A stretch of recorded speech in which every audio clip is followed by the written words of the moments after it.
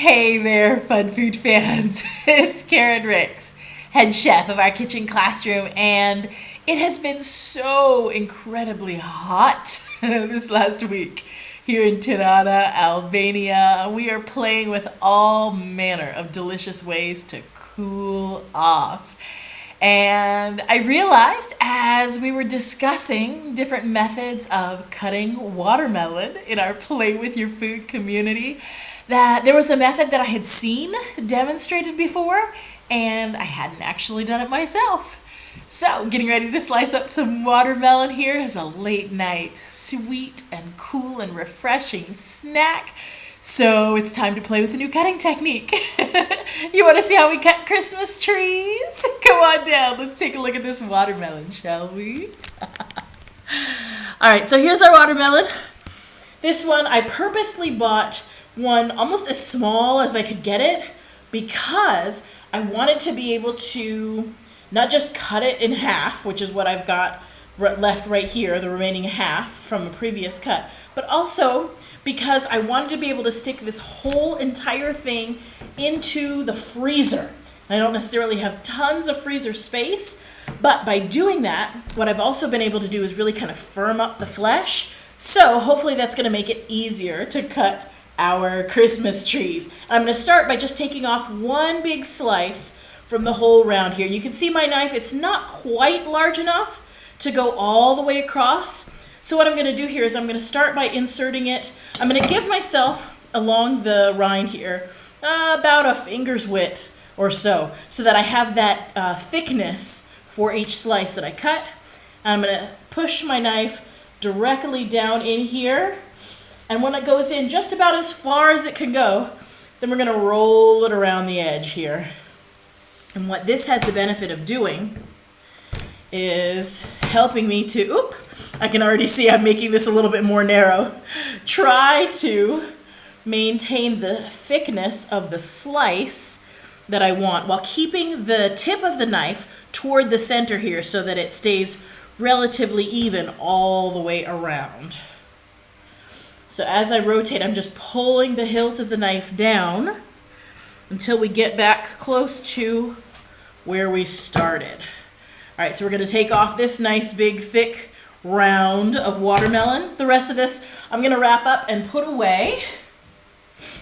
But in order to cut Christmas trees, we're just going to start with this big round.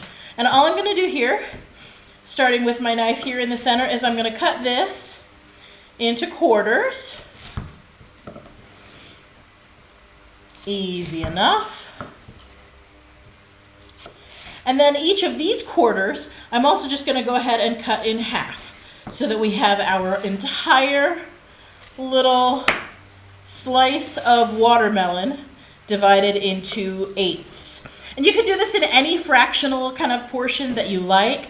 This is a wonderful opportunity if you're a homeschooling parent, you're looking to introduce math concepts and fractions into your learning. Anything that you're cutting up to divide, especially something as simple and easy as a circle, this is a wonderful way to make things like pie graphs much more meaningful as well. Fractions at work here, right, people? All right, so what we're going to do now, come on down just a little bit closer so you can see here. We're going to remove just one of these wedges here. And all I'm going to do is I'm going to trim off a little bit of the rind, and I'm purposely going to keep a little bit of the pink flesh on there. A little bit on that end, and a little bit on the other end. And then we're going to leave the stem or the trunk of our Christmas tree by chopping this off right here and right here. Now the reason that I wanted to leave just a little bit of the pink portion on here is right now I'm also going to go ahead and take off the darkest green part of the rind. This is beautiful. We don't need that part. This part is really the only part that is truly inedible on the watermelon. But the rest of it, even this thick white part here, is edible. And we're going to use these pieces to make watermelon pickles. So I'm going to set that aside. I'm going to do that with all of the different pieces that we're cutting for our Christmas tree watermelon pieces. But what I love about this then is this is all I'm going to have. These little bits like this as inedible. And here's a little Christmas tree. Isn't that cute?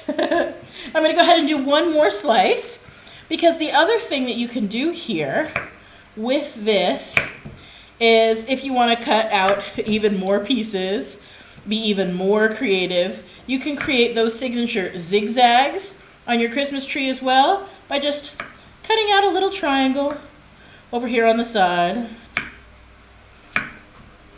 Cut out little triangle wedges here. Boom, there we go. And on the other side here too.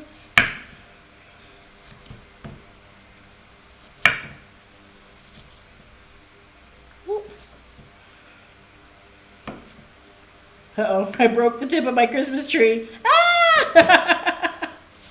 All right, but you can see where we're going here with this little Christmas tree. I'm going to go ahead and break off and bite this piece. Juicy deliciousness. But this is so much fun that you can have with small hands in your kitchen classroom, making all sorts of Christmas tree shapes. And if you like, or if your watermelon wasn't super cold or you didn't have tons of freezer space, you could cut out these beautiful little Christmas tree wedges, and then you could put them on a flat tray or on a small plate, or just stack them up into a nice little bowl and then slide those in your refrigerator. These make great, juicy, delicious, refreshing popsicles for cooling off in the summer. And that, my fun food fans, is just another way that you can play with your food, whether it's summer or winter.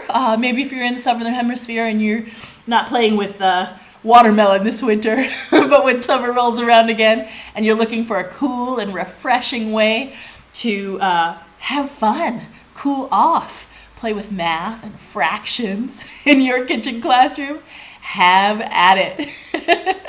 And happy and delicious learning from our kitchen classroom here in Tirana, Albania, to yours, wherever you are in the world.